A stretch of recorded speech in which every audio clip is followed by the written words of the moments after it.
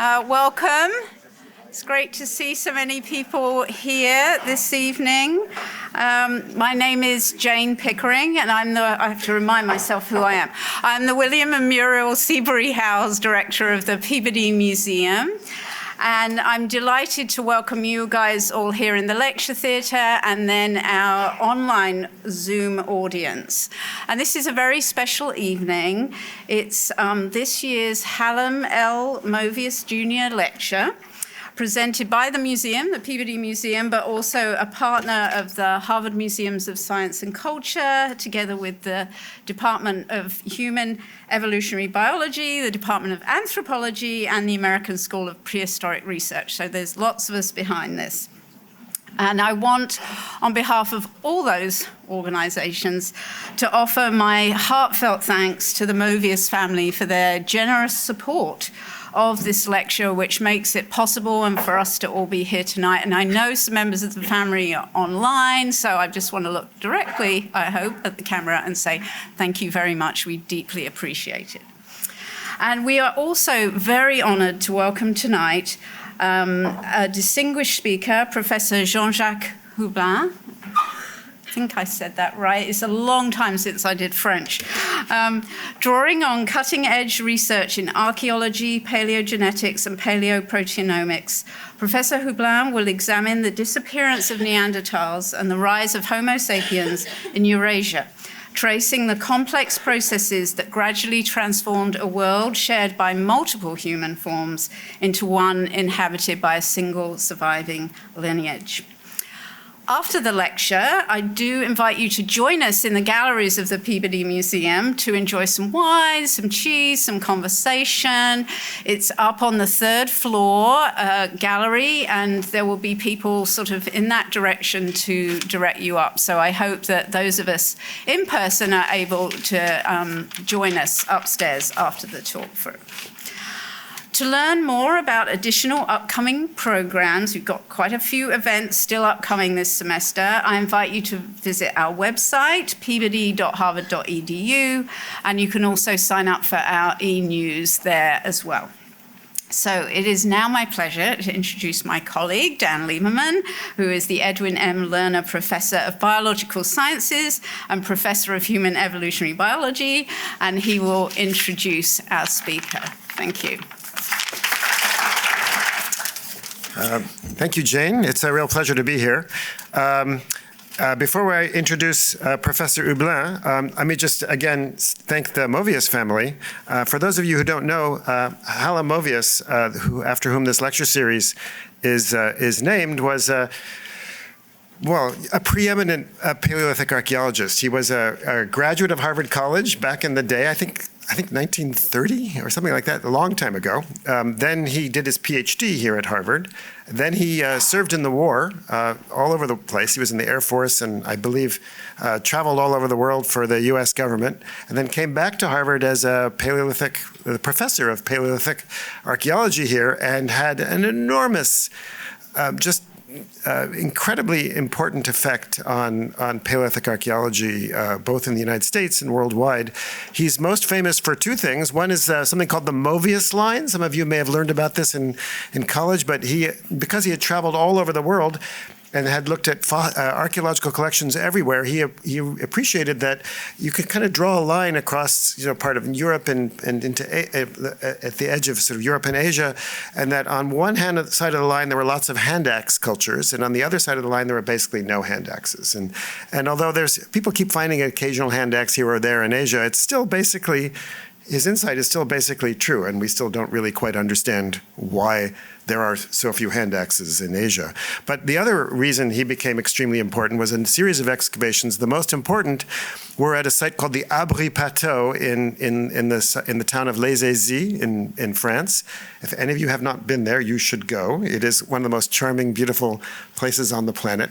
And the Abri Plateau had a series of layers that go from almost 50,000 years up to about 17,000 years, traversing three different Upper Paleolithic cultures. And it was a landmark excavation bringing together all kinds of different disciplines, trained a lot of very famous archaeologists.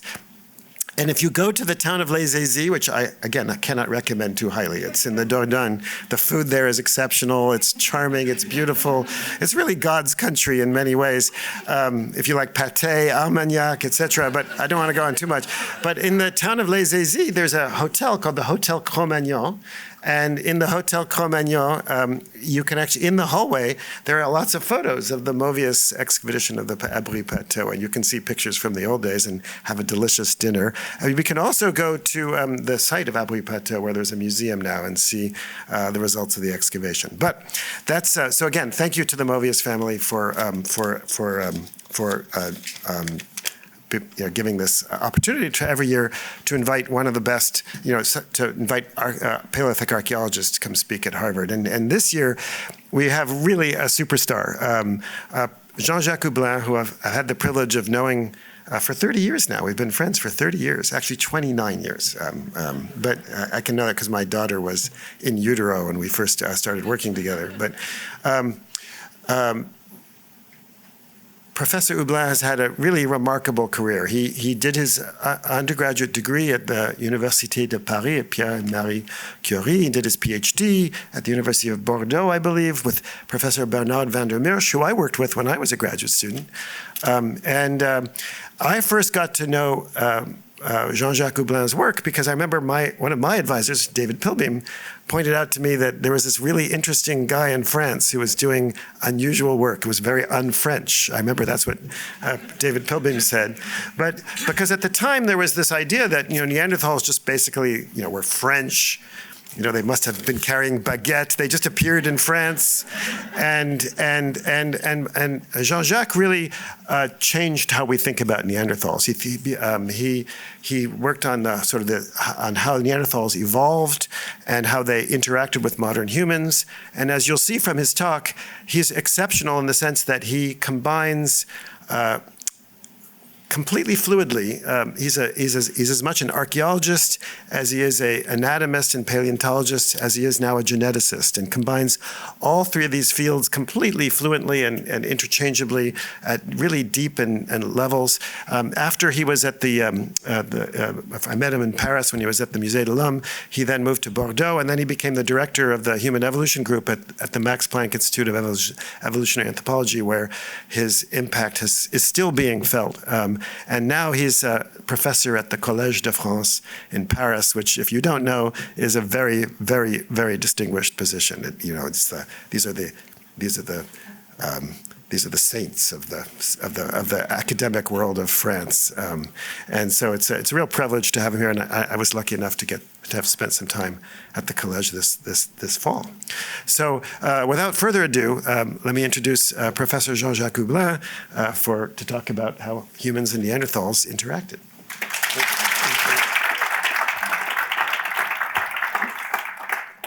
Good evening, everyone, and thank you for coming to listen this lecture. Of course, I want to add my gratitude to all what has been said about the family of Alan Movius Jr.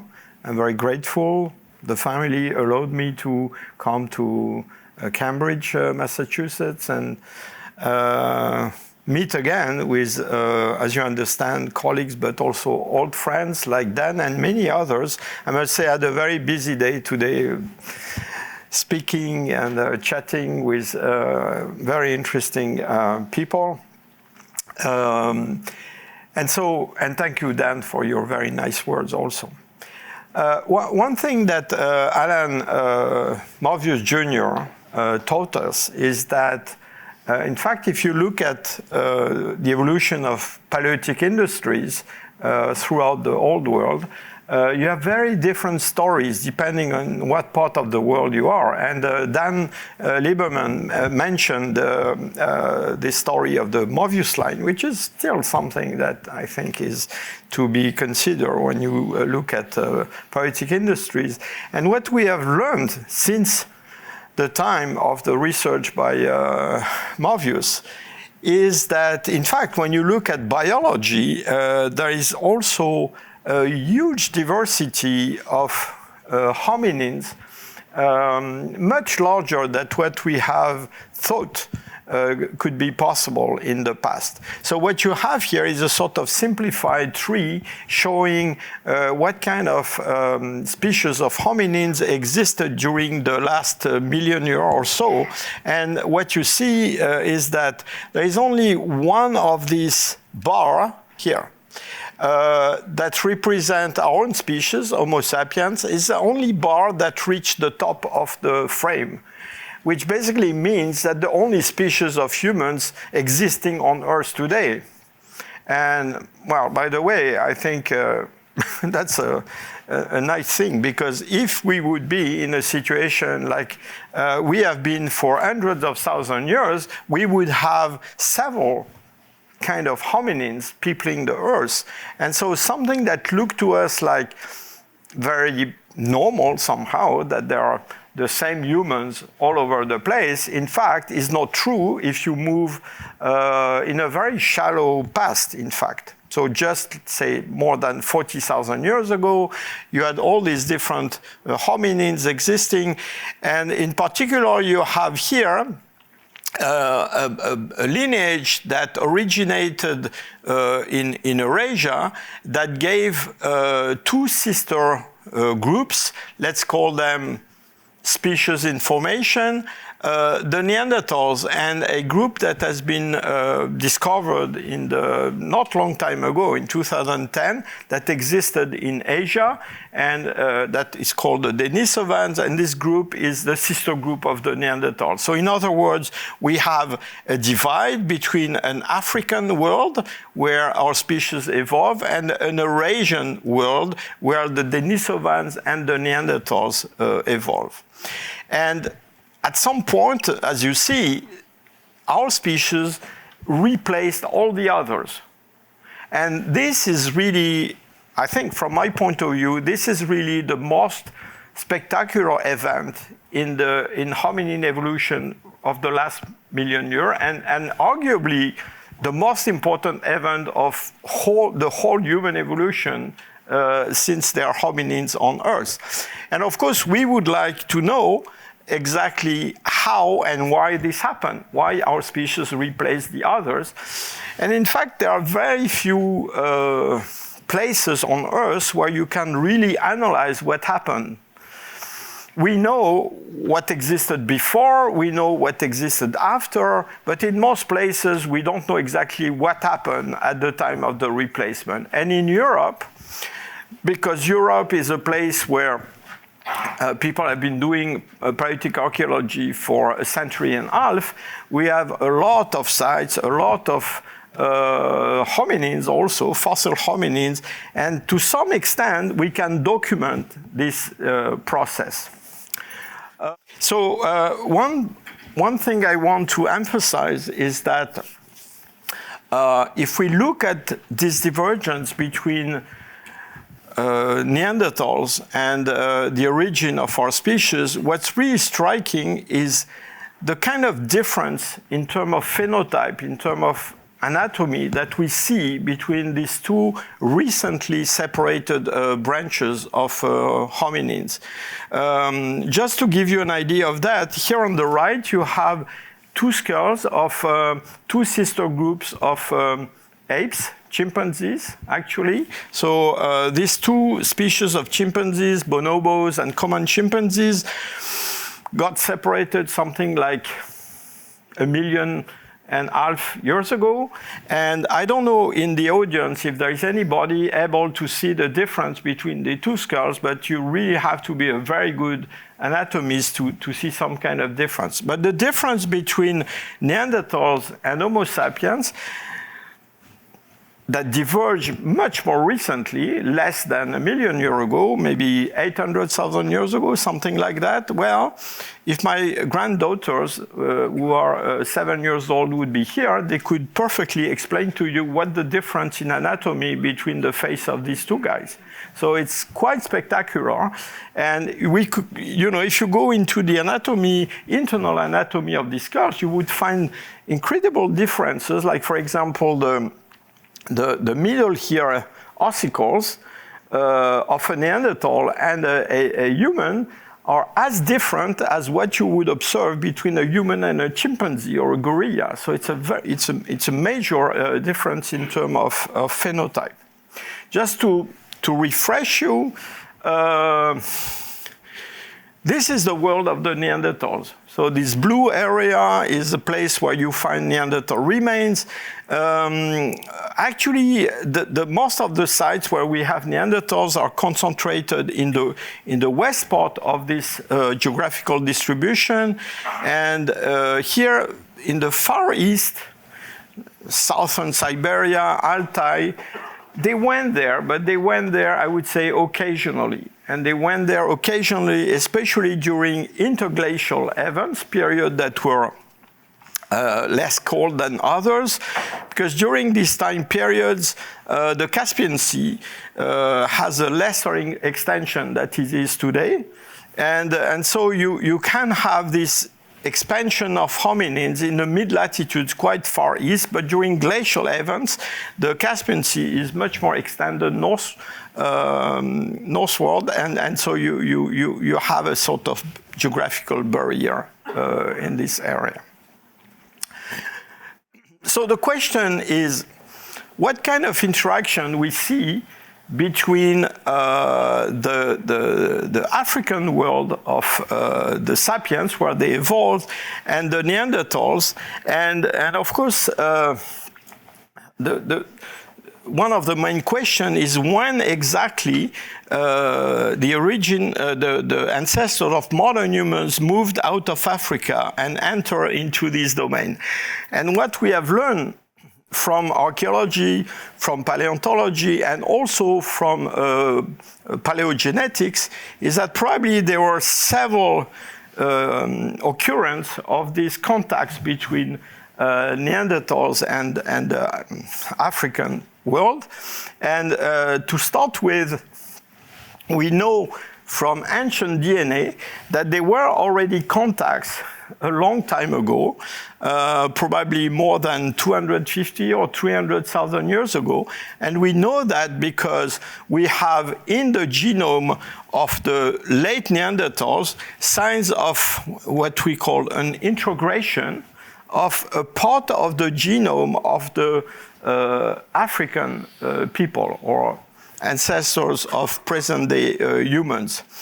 This integration is an integration of what we call mitochondrial DNA. This mitochondrial DNA is something that is transmitted through maternal lineages. And so it explains that when you build up a tree, looking at the phylogeny of all these groups, there is a discrepancy between a tree that is built on all the genome and a tree that would be built only on this mitochondrial DNA.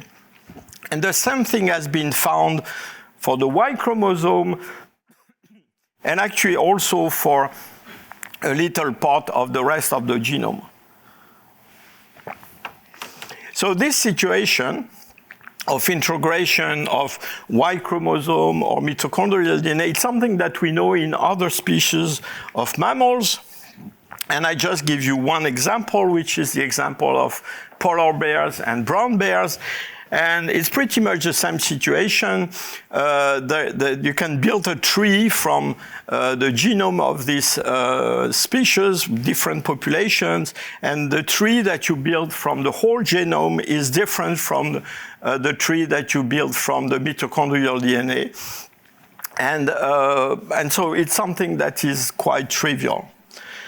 From the point of view of paleontology, we also know that occasionally we have in the Near East fossil evidence of the presence of population of African origin. This is a maxilla, upper jaw bone of a human that has been found in a site called Misliya in Israel, near Haifa. And this maxilla is about 180,000 years old. In morphology, it's very different from what you find in Neanderthals, and it's clearly a non-Neanderthal hominid. And so back and forth in this part of the world, we have sometimes the occurrence of modern humans and sometimes of Neanderthals, and especially Israel is a place where this phenomenon has been observed. And people have been trying to figure out if there is a clear pattern in terms of timing and in terms of also association with archaeology of these two groups. For a long time, it has been believed that Neanderthals were associated with a certain type of lithic industries that we call the late Levantine Mousterian. And early sapiens, early modern humans, with something that we call the interglacial Levantine Mousterian. But as a matter of fact, these two types of lithic assemblages are pretty much the same, actually. And the difference are mostly, the kind of points like this that we call Levallois points that are a little bit more elongated in the sites where Neanderthals were living, and a little bit shorter in sites where these sapiens lived, with a timing that is supposed to be older for the sapiens, let's say around 100,000, and something a bit younger for the Neanderthals. But frankly speaking, I think the main problem we have with this divide is that, in fact, these two Mousterians are so similar and so different from other Middle Paleolithic industries that you find elsewhere in Eurasia, that it's difficult to conceive that this population did not have some kind of interaction, because actually they sort of share the same technology. And some people have argued that maybe this is an hybrid zone where these two groups would connect through time for a long period. And I must say, recently there have been the description of a mandible in a site called Nasher Hamla in Israel. And this mandible is associated to this kind of interglacial Levantine Mousterian, with the shorter Levallois points. But the fact is that that's the wrong mandible that is found with this Mousterian, because if you look at especially the dental morphology, this mandible, to my opinion, looks pretty much like a Neanderthal mandible. And so again, the picture we have is that, in fact, in this part of the world, you have these two groups that share the same technology, in fact. And this divide that has been envisioned, I think, is not valid. So we have exchanges between the two groups at the gate of Africa.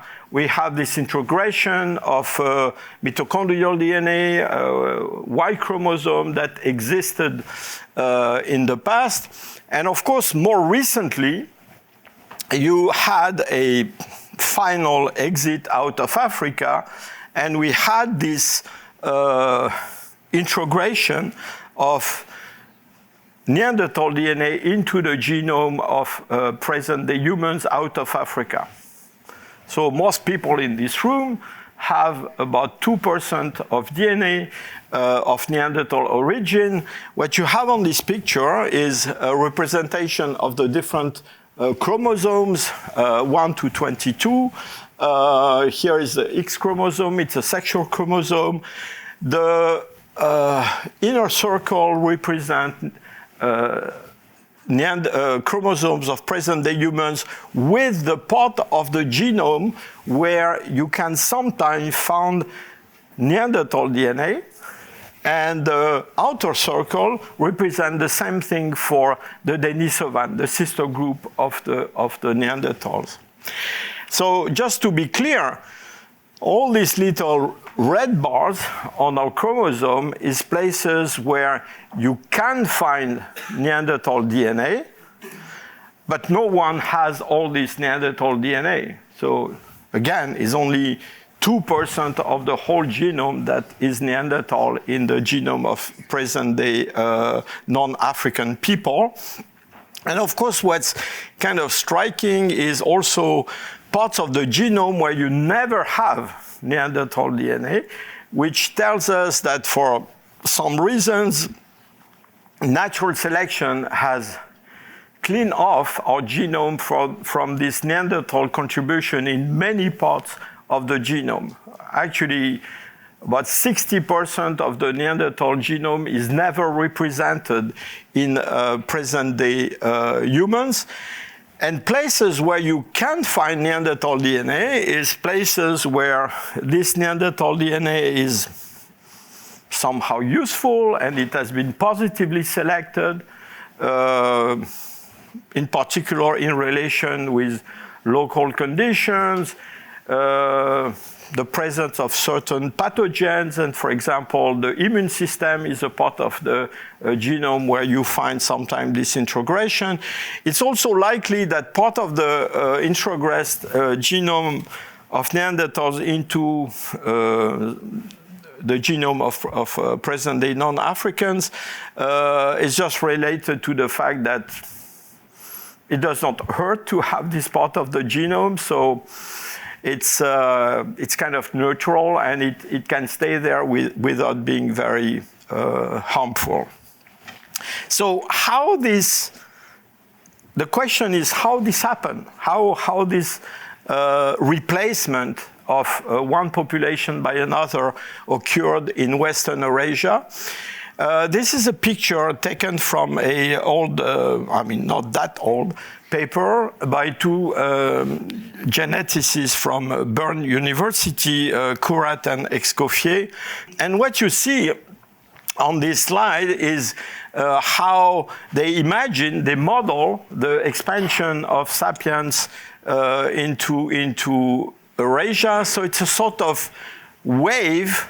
It's a one-wave model with a front where you have this gradual incorporation of the local Neanderthals into invading migrants coming from the Near East. And the numbers that you have is numbers of generations during which this took place. So this model was kind of compatible with the archaeological evidence in Europe.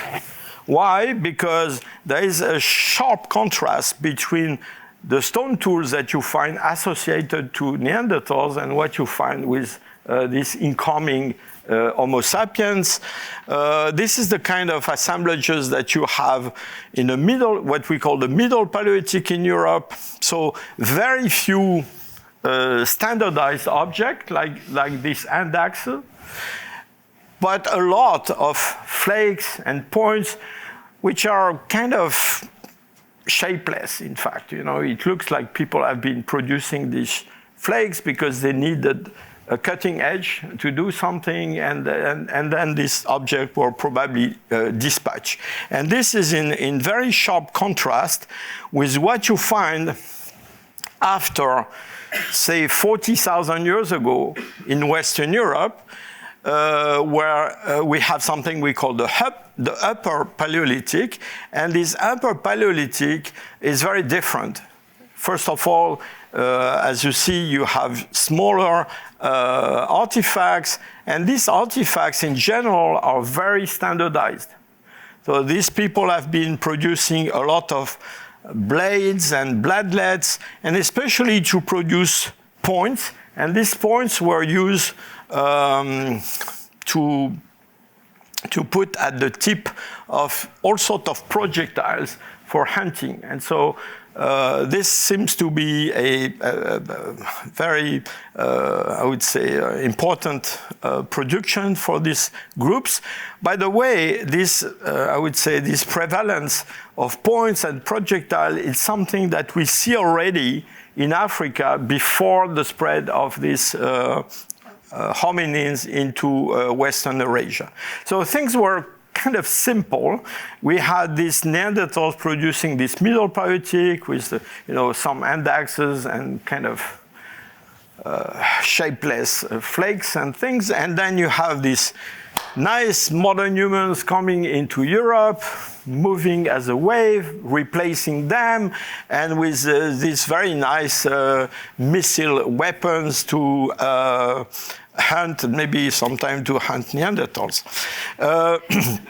So, in fact, the problem with this model is that I insisted on this contrast between the middle and the upper Paleolithic, but unfortunately, reality is more complex than what we hope in general, and we have something between this middle Paleolithic and the beginning of the upper Paleolithic. And to start with, there is a kind of lithic assemblage that we call the Chatterperonian. As you see, it's something which is dated more or less between 44 and 40,000 years before present. And this Chatterperonian, in fact, looks pretty much like an upper Paleolithic. You have these bladlets, you have these points, bone points, you have even body ornaments. That's something that's unknown in the Neanderthal world. And the problem we have with this Chatterperonian is that in two sites, there were Neanderthal remains that were found associated to this Chatterperonian. And so that's really something that contradicted this picture. And this is how archaeologists and paleoanthropologists created this notion of transitional assemblages. So the idea was that between the middle Paleolithic and the real start of the upper Paleolithic, there was this mosaic of lithic assemblages in Europe, represented by these black lines. So the Chatterperonian is here in France and northern Spain, but you see you have others of these assemblages. There is one here in Italy that we call the Ulutian. There is one in northwestern Europe that we call LRG. There is one here called Boinician. And so the general wisdom with all these things is that it was something that was sort of intermediate between the middle and the upper Paleolithic. But because we had this notion that there was this replacement process, the way people interpreted these transitional assemblages was by imagining that the late Neanderthals have invented their own upper Paleolithic somehow just before the arrival or at the time of the arrival of the modern migrants into Europe. Of course, this was a kind of, I would say, surprising coincidence, but this is the way that these transitional assemblages were interpreted.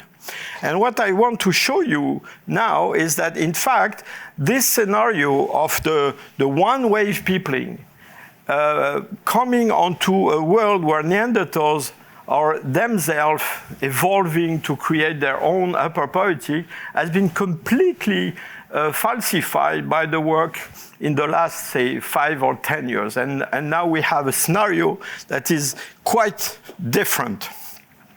It started already in 2011 when one of my colleagues, Stefano Benazzi in Italy, described 2 teeth. So it's not much, it's just 2 teeth coming from one Uludian site in the south of Italy. And these 2 teeth were modern teeth. There were teeth, milk teeth from children that had a modern morphology. And of course, this did not fit at all this picture of the Neanderthal making their transition to some kind of upper Paleolithic.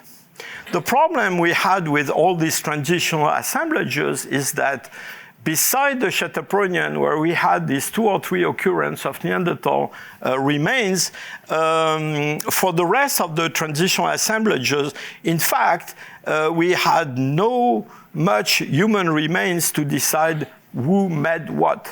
So we only knew that these things had a very short length in terms of duration on the land, and they existed in different parts of Europe. And in fact, with this paper of 2011, basically falsifying the notion that the illusion was made by Neanderthals, there was a series of new discoveries that basically have showed that most of these transitional assemblages, in fact, were made by modern humans.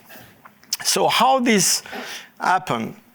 It happened mostly because people start introducing new techniques to analyze the archaeological assemblages of these sites. You know, the dream of all the paleoanthropologists is to find nice fossils, you know, a nice skull, a nice skeleton that would end in a museum, make you famous, could give it a nice nickname.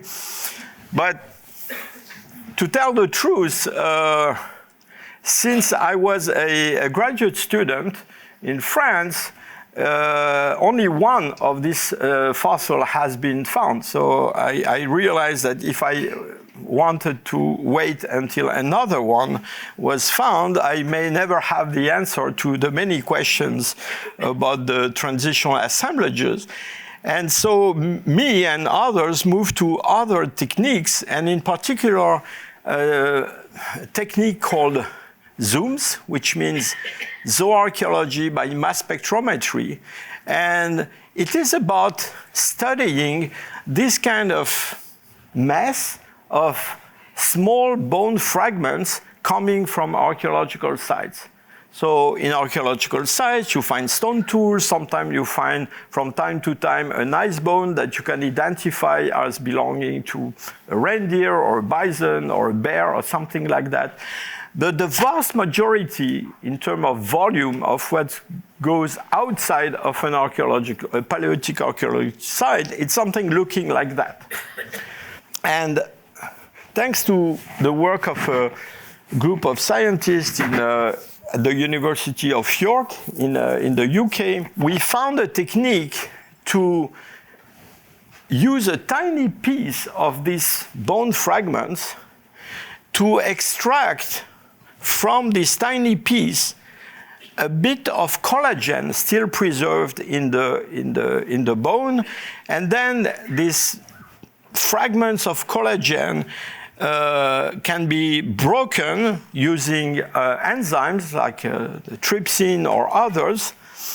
And then these fragments of proteins that we call peptides, they are passed into a mass spectrometer that basically measure the size of these fragments. So if you imagine a protein is made, you know, by a series of amino acids, and that this series of amino acids can be seen like an alphabet, you have scissors that are going to cut this alphabet each time you have a certain sequence. And so the collagen is a very conservative protein, so pretty much the collagen of any mammal looks the same, but there are little differences from one species to another. And so imagine you have the text of a novel where you are going to cut the band of paper each time you have one given word or one given sentence. And so if it's always the same novel, you're going to always have the same piece of papers. But if you have different novels, you're going to have different piece of papers in terms of size. It's exactly what we try to measure with this mass spectrometer. And so when you do that, you get a spectrum like this with peaks representing the quantity of these peptides, and along this axis, these peaks are arranged depending on the mass, on the size of these peptides. And what you see is that for different species of mammals. Here you have two species of rat, you know. You find the same kind of spectra, but with differences if it's not the same species. And so this is a very, first of all, it's a very fast and very cheap method, and you can treat a lot of bone fragments. And if you do that in a site where you have a lot of these fragments, you can identify what all these fragments are in terms of species, to what kind of mammals they belonged. This is used by zooarchaeologists who want what kind of animals humans were exploiting. But if you do that on a very large series of bone fragments, say over 1,000 or 2,000, from time to time, you are going to find one fragment that is a human. And this piece of human, of course, otherwise would be completely invisible because there is no any morphological feature allowing you to identify that. And then after you have identified this human among all these fragments, you can do direct dating by radiocarbon of this fragment, and you can also pass this fragment to your colleagues doing paleogenetics, and they can extract DNA, and you can extract a wealth of information from something that will never end in a museum, never will make you famous. You cannot give a nickname to the fragment, but it's incredibly beneficial to science. And I want to show you one or two examples where this kind of technique has been used to resolve this question of who made the transitional assemblages. So I start with a site called Bachukiro. That's a site in Bulgaria. It's about 70 kilometers south of the Danube Valley. It's a site where several groups of archaeologists has been working since the beginning of the 20th century. And we resumed excavation in the site about 10 years ago. And the reason why we resume excavation in this site is because we have in this site one of these weird assemblages that are not really Middle Paleolithic, but they are not either Upper Paleolithic, something in the site that has been Bachukirian, that is called sometimes Initial Upper Paleolithic, and is basically represented by these large, thick blades that sometimes are truncated to produce other tools. And this is kind of typical of these industries that we cannot really classify as Neanderthal or sapiens made. Actually, this initial Upper Paleolithic, it's something that is known not just in Eastern Europe, in Bulgaria, but also in the Near East. Here there is a couple of sites where this stuff has been found. And there have been a suspicion that this kind of assemblages, in fact, is a marker of the expansion of early Homo sapiens out of Africa into the Near East, and from the Near East into Europe. And actually, we also find this kind of assemblages further east in Central Asia, and as far as the Altai and even Mongolia. And so in Bachukiro, by sorting thousands of these bone fragments, we could extract several pieces of hominins. And these pieces of hominins, they were dated, as I said, and they were also given to specialists of paleogenetics to see what kind of DNA they have. And what has been first studied is this mitochondrial DNA that is a tiny part of our genome transmitted only along maternal lineages. And the first results that we got from this study is that for sure this hominins who made this so-called Bachukerian industry or initial anthropologic were not Neanderthals, but were early Homo sapiens. And more precisely, in terms of mitochondrial DNA, these bone fragments showed that we had several mitochondrial DNA haplotypes represented in the site, belonging especially to a group of variants of the mitochondrial DNA that we call haplotype M and N.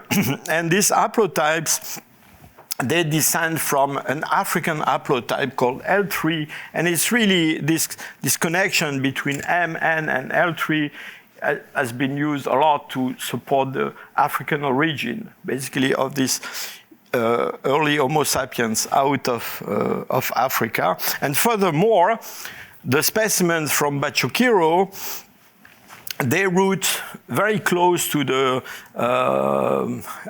they place themselves very close to the root of these lineages. And so it's fully consistent with the notion that they have a recent African origin. And what has been most surprising about this remains from Bachukiro is that when we date them, what we found is that they are much older than what we thought. You remember I told you people had this idea that modern humans moved into Europe around 40,000 years ago. And in this case, we had specimens that were dated more between, say, 43 and 45,000 years ago. So at least 5,000 years older than what we expected. And why does it matter? It matters because it's much older than the age of these late Neanderthals that I mentioned in the beginning of my talk. You know, I told you in Europe we have the Chatterpronian associated with Neanderthals. And these Neanderthals, these late Neanderthals, are more in the range of about 41, 42,000. So this meant that at least 4,000 years before the last Neanderthals got extinct in Europe, you already had early Homo sapiens in the north of the Balkans. And so, of course, this depicted a picture quite different from what we had before, not just in terms of timing, but also in terms of association of these hominins with this so-called transitional assemblage. And later, the group of my colleague Mateja at Jean-Jacques sequenced not just the mitochondrial DNA, but the whole genome. And here you have the chromosomes of one of the individuals from Bachukiro. And as I showed you in one of my first slides, you see these little blue bars representing pieces of Neanderthal DNA in the genome of these people. And the interesting thing when you look at this contribution of the Neanderthal DNA in the chromosome of one individual from Bachukiro is that you see that you have pieces of Neanderthal DNA of very different size.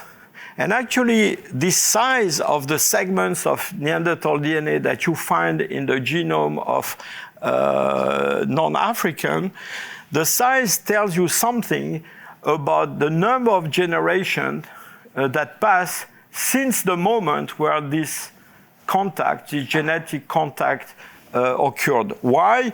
Because at each generation, because of the production of haploid gametes and the way the reproduction works, the piece of Neanderthal DNA present in the genome tend to fragment more and more along time.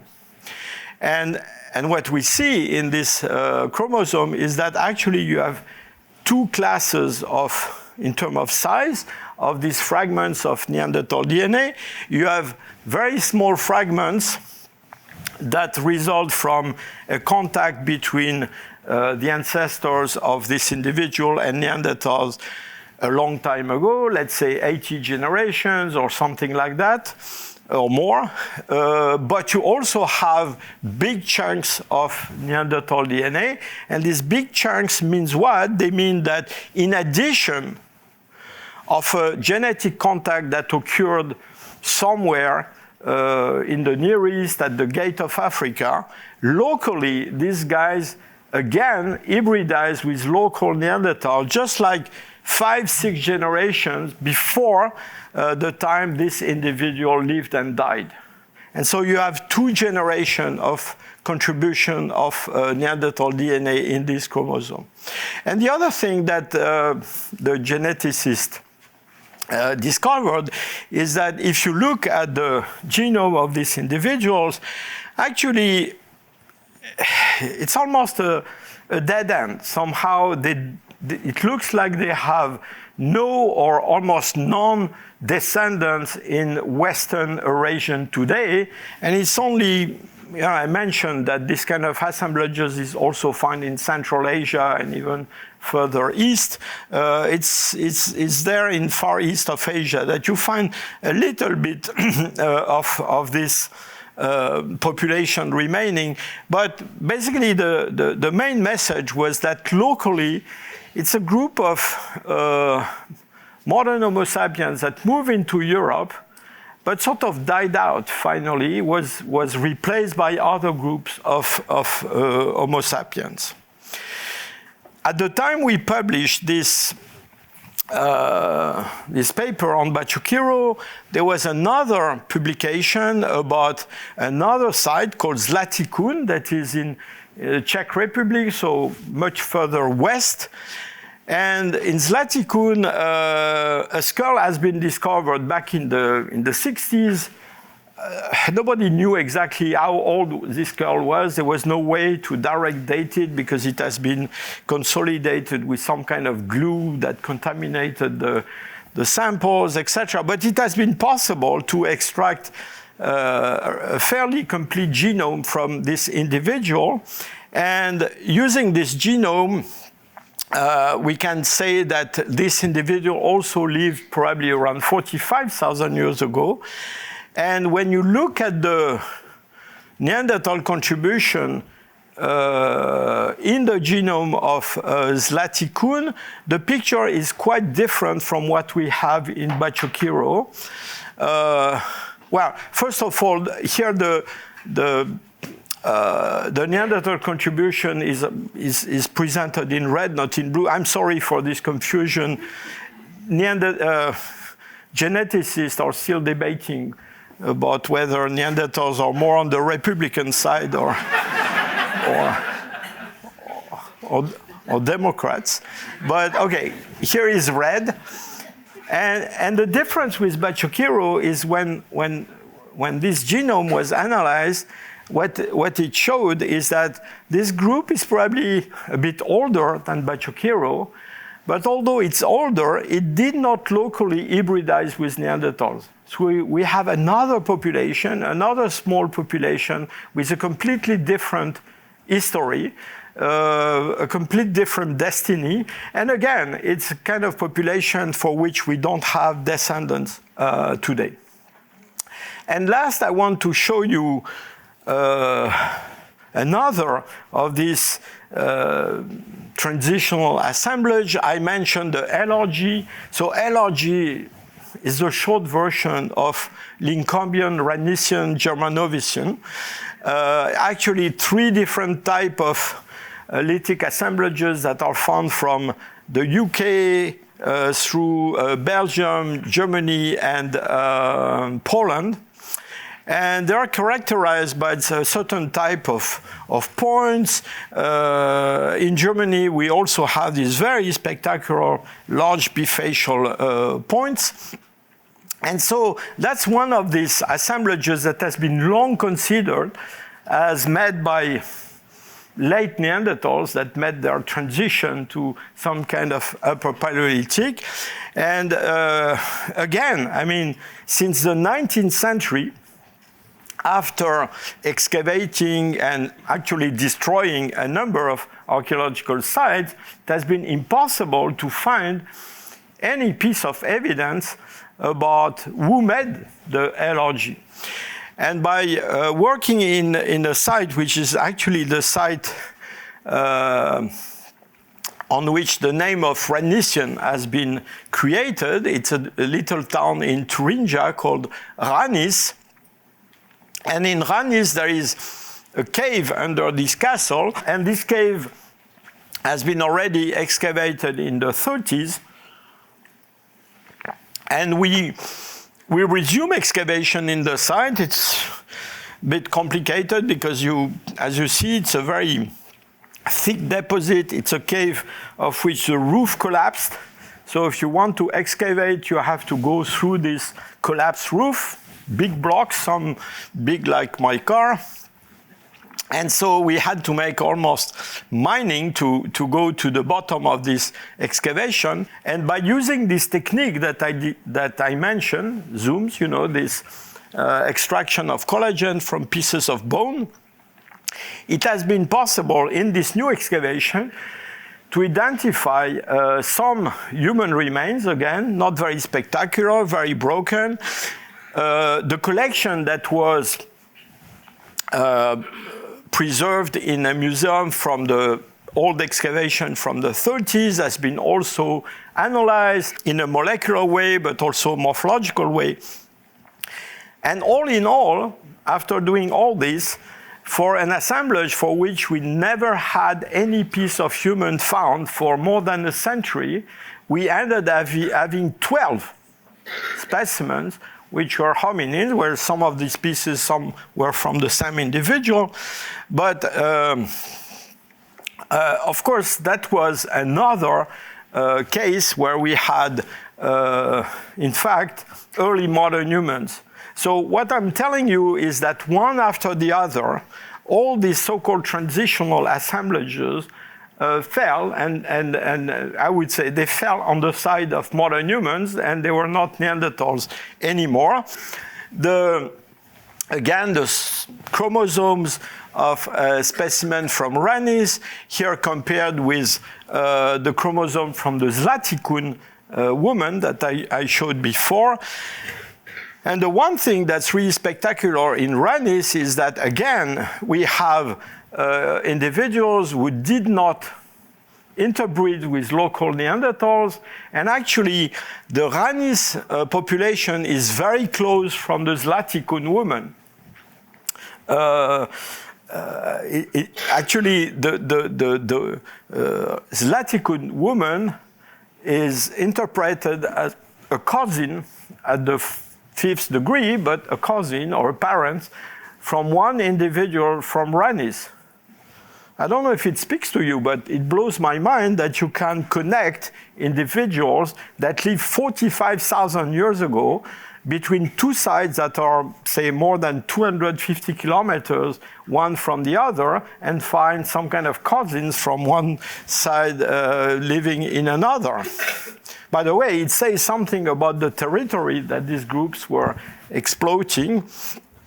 And you see, we are still here with a situation where there is no integration of DNA coming from local Neanderthals, but this integration of Neanderthal DNA is a result of an hybridization that occurred like about 80 generations before. By the way, one thing I did not mention about Bachukiro, and which is true also for Ranis and Zlatikun, is that this cleaning of the genome by natural selection, eliminating part of the Neanderthal contribution, is something that is very fast in terms of process, because all the deserts that I mentioned already, where you never have Neanderthal DNA, are already present in these populations. Last but not least, I want to show you another kind of studies that we did in the site of Bachokiro and Ranis, and it's about climatic reconstruction.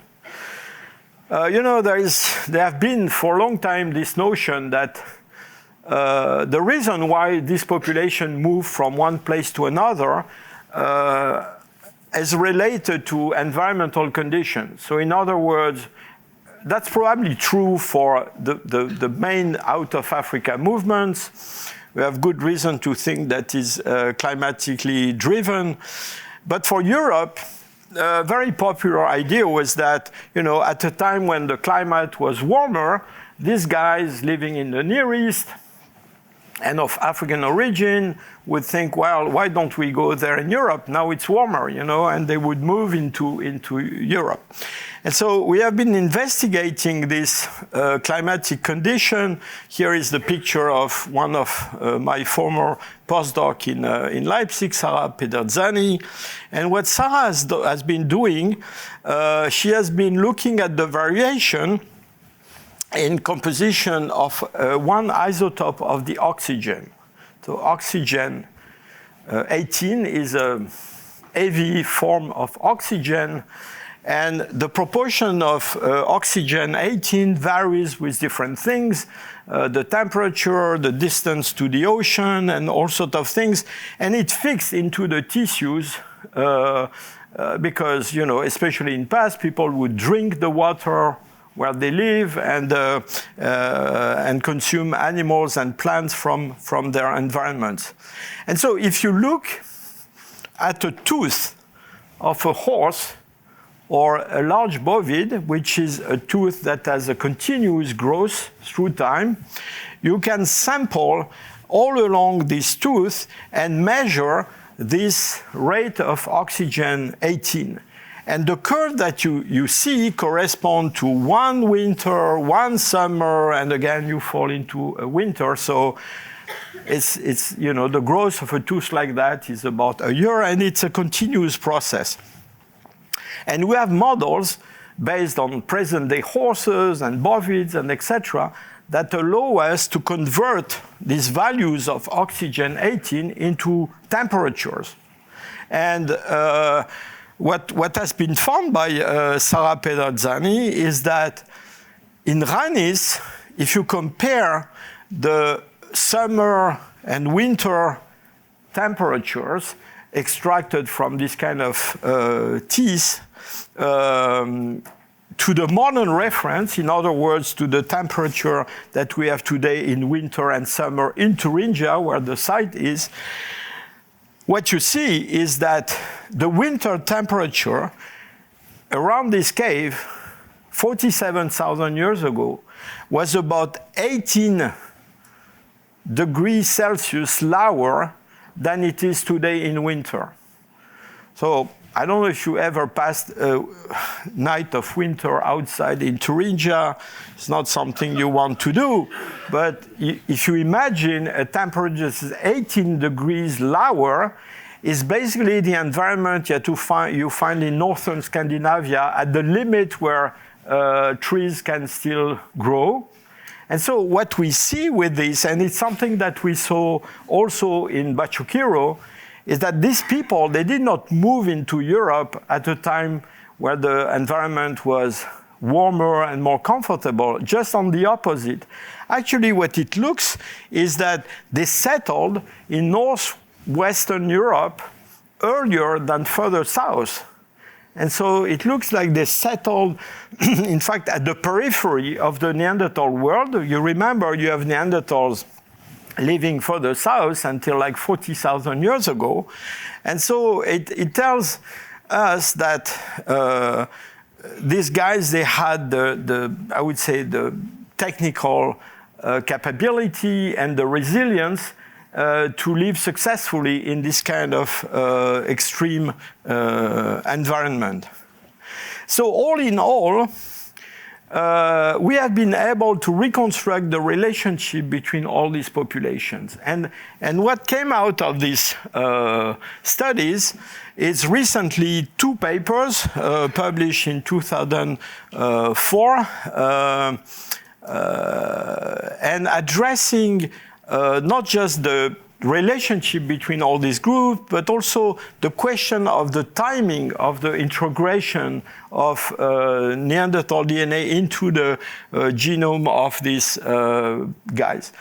And it's a picture that's quite different from the picture I showed you extracted from the paper by Courat and Escoffier with this wave of people moving into Europe. What you see is that you have small groups of people, a few hundreds probably, moving very far west into basically the vicinity of the Neanderthal territory. And there are like several, I would say, attempts, and you could see that as failed attempts somehow, because this population don't have much descendants today in Europe. And after several of these attempts, then only 40,000 years ago, you had, I would say, the good wave, the one of the origination, the one I showed you with all these fancy points and standardized objects. So these two papers that were published recently, as I said, address the question of the timing of this Neanderthal integration into our genome, or the genome of our ancestors. And if you would have asked a geneticist 5-6 years ago when this happened, it would tell you something like maybe 60,000 years ago, maybe even more. But the big surprise with these two papers is that the age that was established for this 2% of DNA that we all carry out of Africa, it's much younger than what was expected somehow. You remember there was movement back and forth in the Near East, going back to 100,000 years ago, 180,000 years ago. But here we are talking about something that happened around 48,000 years ago. So it's quite young. It's very easy to understand how you can establish a date like that. You remember I told you the size of this introgressed fragment tells you something about the number of generations that passed since it happened. So here you have the number of generations. And here at the bottom, you have the age of the specimens. And so you can have all this distribution. You create a regression of all these points. And this line is going to intersect the horizontal axis at a point where the number of generation elapsed is just 0. And it gives you the age of this integration. These two papers also have tackled several other issues about this integration. So now I'm talking about, I would say, the main integration, this 2%. I'm not talking about what happened locally in Europe with some groups locally hybridizing or not. I'm talking about the main thing. And it looks like it's a one event that occurred between 49 and 45,000 years ago. And the other thing that I found really interesting in the conclusions of these papers is that, in fact, the conclusion of the analysis of this integration is that it comes from a single Neanderthal group or multiple groups closely related one to another. So in other words, it's falsified this notion that the integration of Neanderthal DNA that we have in our genome is the result of local admixture here and there in Eurasia, but more likely it's something that's related to one event occurring somewhere at the gate of Africa. So in other words, the picture that we have today is, this is again this Neanderthal distribution. We have a out of Africa movement, a last one that's kind of recent, probably around 50,000 years ago. These guys, they hybridize with a group of Neanderthals somewhere. We don't know exactly where, but somewhere not very far from the gate of Africa, because we find the same integration everywhere outside of Africa, so it's very unlikely that it happened, I don't know, somewhere in the Far East or in the Far West. And this sort of source population, this sort of reservoirs have been given small groups producing these so-called transitional assemblages, these spinal groups going west and east, and being, I would say, not so successful in terms of descendants into present-day populations. And finally, about 40,000 years ago, the same reservoir gave this, I would say, the good wave. So after the wavelets, we had the real wave, the origination wave, that's more recent. And this last wave is the one that basically probably led to the final extinction of the Neanderthals, especially in Western Europe. One of the conclusions of this scenario is that when we say that there is still Neanderthal DNA in our genome, and that Neanderthals live in us, it depends what Neanderthal you are talking about. We're talking about Neanderthals living somewhere here. We're not talking about the Neanderthals that lived here, like until 40,000 years ago, because there it looks like it's probably an almost complete replacement that we have with no local contribution. I remind you, the only group that locally hybridized is a group of Bachukiro, and it looks like they don't have much descendants in present-day Europeans. So in other words, yes, there is Neanderthal DNA in our genome, but locally here in places like Western Europe, local Neanderthal seems to have been completely replaced. So I think it's a big change of the picture we have of all these events. There are still some pending questions. So I tell you what I found really puzzling. First of all, what I found puzzling is the length of overlap between the first modern Homo sapiens moving into Europe and the last Neanderthals.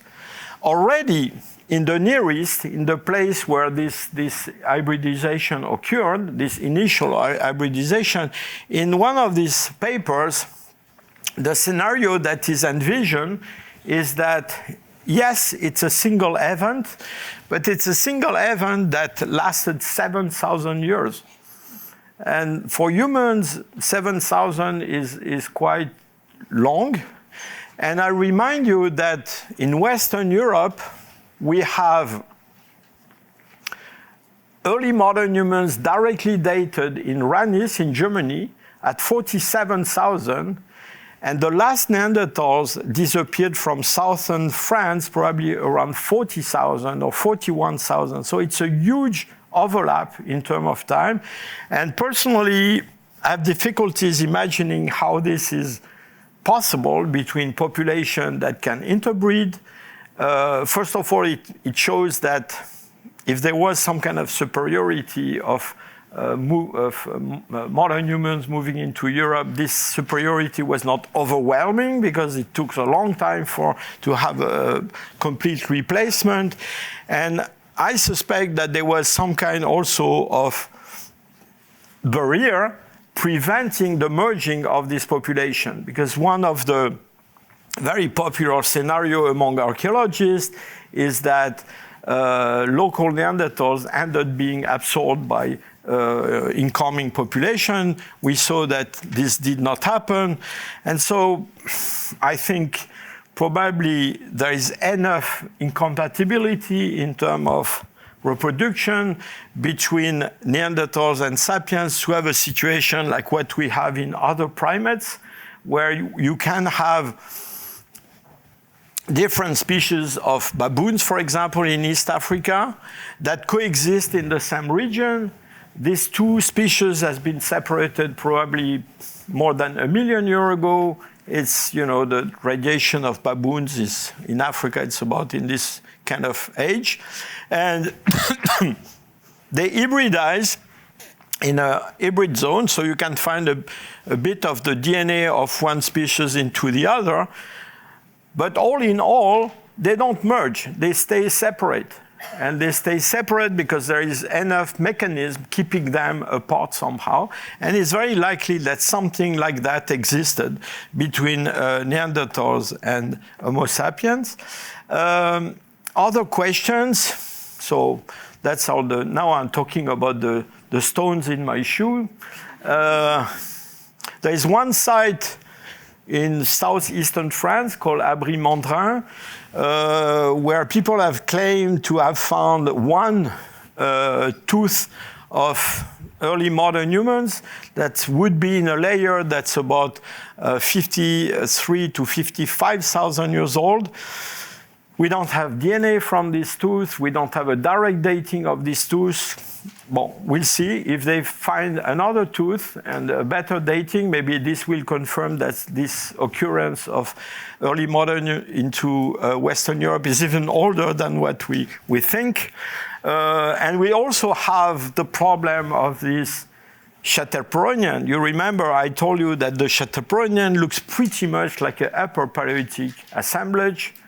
And today is the only sort of transitional assemblage surviving as not being associated to modern humans. And so the question is whether or not it has been really made by Neanderthals.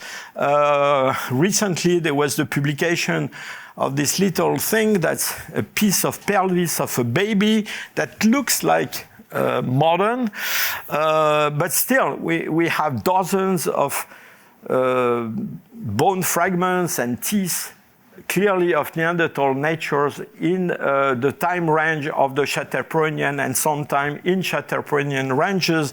And of course, this raised the question of also interactions in terms of cultural interactions between the two groups. I show you the cover of two Nature papers. One I published in '96 and one in 2020. Now, first of all, it shows you that if you wait long enough, you can propose 2 times the same cover to Nature.